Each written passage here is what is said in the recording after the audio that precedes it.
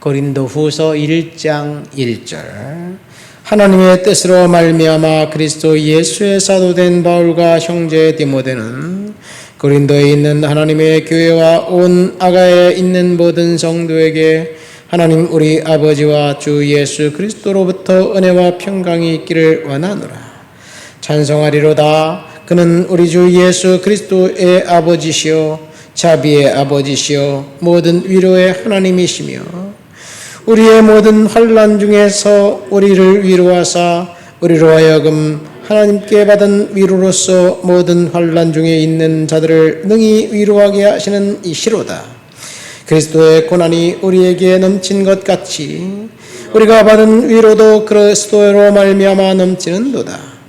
우리가 환난 당하는 것도 너희가 위로와 구원을 받게 하려는 것이요 우리가 위로를 받는 것도 너희가 위로를 받게 하려는 것이니 이 위로가 너희 속에 역사하여 우리가 받는 것 같은 고난을 너희도 견디게 하느니라. 너희를 위한 우리의 소망이 견고함은 너희가 고난에 참여하는 자가 된 것 같이 위로와도 그럴 줄 알미라. 아멘. 오늘 우리가 읽은 본문 사도 바울이 고린도에 보낸 두 번째 편지. 사실은 이 고린도서는 네 번째 편지입니다. 고린도 전서는 두 번째 편지예요. 그 전에 보면 전에 쓴 편지는 나와 있어요. 고린도후서 전에 보면 눈물의 편지가 또 있습니다. 전에 쓴 편지와 눈물의 편지가 따로 있어요. 그러나 고린도 교회에 보낸 편지는 세 번째와 네 번째만 남아 있습니다. 어쨌든 오늘 말씀에 가장 많이 나오는 단어는 위로라는 단어와 고난이라는 단어입니다. 사도 바울이 고린도 교회 성도들에게 자비의 하나님, 위로의 하나님을 찬송하면서 자비 하나님, 위로의 하나님을 찬송한 이유가 하나님께서 고난당하는 성도들을 위로하셨기 때문입니다. 5절 말씀에 보니까 그리스도의 고난이 결국 우리의 위로가 되었다. 6절에 우리가 환난을 당하는 것은 너희가 위로와 구원을 받게 하려는 것이다 라고 이야기하고 있습니다.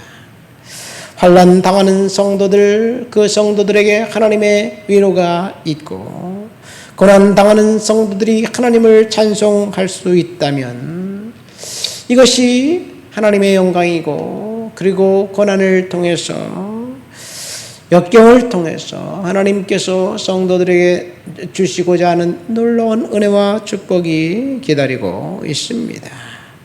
환난과 고난 가운데 하나님을 찬송했던 고린도 교회 성도들, 여러분 환난과 고난이 있을 때 우리가 하나님을 찬송할 수 있을까요?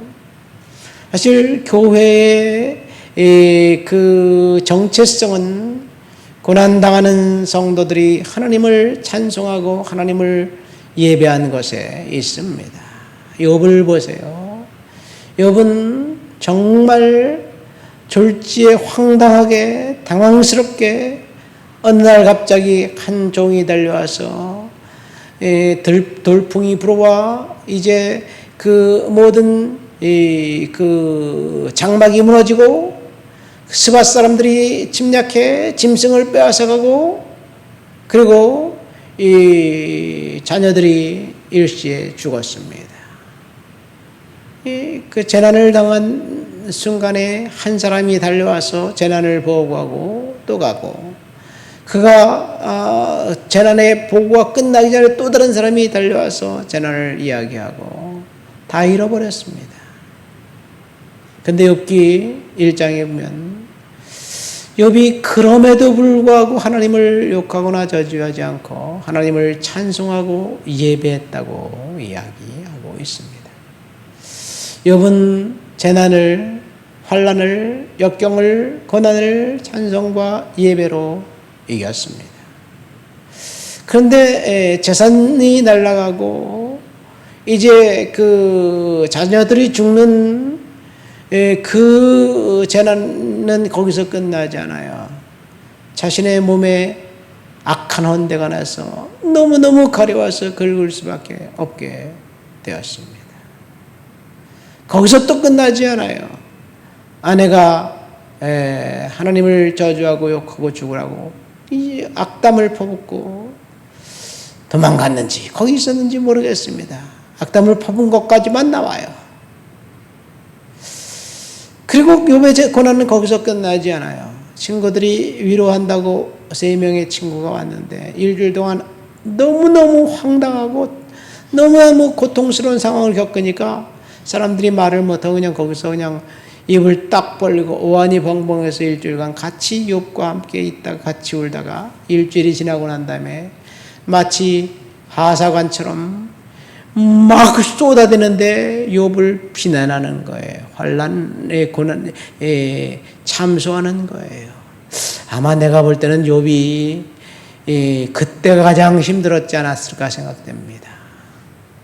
위로가 필요한데 옆에서 위로는커녕 비난하고 참소할 때 우리도 그런 거 있잖아요. 왜 그 야단치는 시어머니보다 옆에서 말리는 그 시누이가 더 밉다고 그런 것처럼 욥이 그렇게 재난을 당했습니다. 그런데 그는 예배로 하나님을 찬송함으로 그 환난과 고난을 이겼습니다.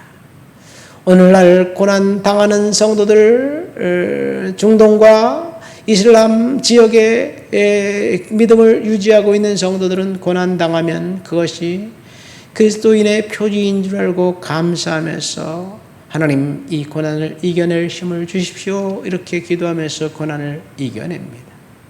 사회적 불이익을 당해도 이것이 예수 믿는 그 표식이지라고 생각하면서 달게 받습니다. 그러나 자유롭게 살고 있는 우리나라와 유럽이나 미국 같은데 성도들은 고난을 당하면 그 고난이 마치 사탄이 주는 것처럼 고난은 나사렛 예수 이름으로 물리쳐야 될 것이라고 생각하면서 고난을 기뻐하지 않습니다. 아니 오히려 고난은 당하면 질병이 걸리면 예수를 잘못 믿은 것이라고 생각합니다. 예수님을 믿으면 축복만 받아야 되고 번성만 있어야 된다고 생각하는 것 성경과는 전혀 다릅니다. 다니엘의 부모 세대의 잘못 때문에 그는 한 7살, 8살 정도 나이 됐을 때 바벨론의 포로로 끌려갔습니다. 10대 초반일 수도 있겠네요. 왜? 자기가 잘못해서가 아니라 부모 세대의 잘못 때문에 끌려갔습니다. 그러나 그는 거기서 하나님을 온전히 믿기로 결정하고 뜻을 정합니다. 나라는 망했고 그리고 지금 포로가 되어서 극심한 상황 가운데 있지만 내가 하나님 앞에 뜻을 정하겠다는 그 생각했던 다니엘의 앞날에 하나님께서 그의 인생에 함께 하셨어요. 여러분 우리가 환난을 당하고 고난을 당할 때 오늘 3절 말씀 찬송하리로다 이야기했던 것처럼 하나님을 찬송하고 믿음으로 이기시기를 예수님의 이름으로 축원드립니다. 어쩌면 우리는 절박한 상황 가운데 있을 때 하나님을 찬송하기보다는 원망이 더 먼저 나올 거예요. 그러나 정신을 가다듬고 하나님 이런 어처구니 없는 일을 허락하신 이유가 도대체 뭘까요? 하나님 내가 이 일을 믿음으로 감당할 수 있도록 힘을 주십시오. 이렇게 기도하면서 이겨내시기를 예수님의 이름으로 축원드립니다. 어쩌면 이것은 다른 사람의 이야기가 아니라 제 이야기일 수도 있습니다. 그냥 견뎌내는 것. 시간이 하나님께서 시간을 지나가게 하시면 때가 되면 하나님이 회복시켜 주실 것이라는 것을 우리는 알게 됩니다. 최근에 우리 권사님들이 열심히 전도해요. 열심히 전도하는데 그런데 열매가 있어요. 그런데 열매가 있어. 성도들이 그래도 와서 같이 예배드리고 함께 삶을 나누고 식사도 같이 하고 정말 하나님의 놀라운 은혜가 우리는 우리 나름대로 조그만 교회지만 여기서 하나님이 주시는 역량이 있구나. 그것 사명 감당하다가 하나님이 부르시면 가자. 그것이 면류관이 아닌가 생각됩니다. 여러분, 우리에게 주어진 상황, 여러분에게 주어진 상황이 무엇인지 여러분이 모를지라도 한 가지 우리가 해야 될 일은 하나님을 찬송하고 하나님 앞에 감사하는 것밖에 없습니다. 오늘 본문에 보면 이제 위로라는 단어가 8번 나오고 구원이라는 단어가 1번 나옵니다. 환난 속에서 하나님의 위로와 구원이 있었다는 이야기예요. 그러니까 위로가 필요하다는 말은 그만큼 역경이 있었다는 이야기이지요. 힘든 시기를 고린도 교회 성도들이 지나가고 있을 때 하나님 앞에 예비함으로 이겼습니다. 오늘 3절 말씀에 보니까 약한 손을 강하게 하라, 그런 말씀이 있습니다. 겁내는 자들에게 이르기를 두려워하지 말아라 이야기하고 있습니다.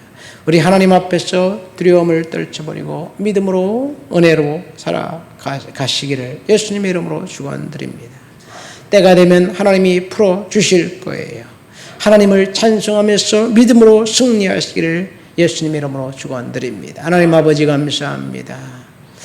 극한 환난 가운데 하나님을 찬송하며 믿음으로 견뎠던 고린도 교회 성도들처럼 우리가 이 땅을 살아가는 동안 우리가 원하는 대로 일이 진행되지 않는다 할지라도 믿음으로 견디고 은혜로 견디도록 주여 도와주시옵소서.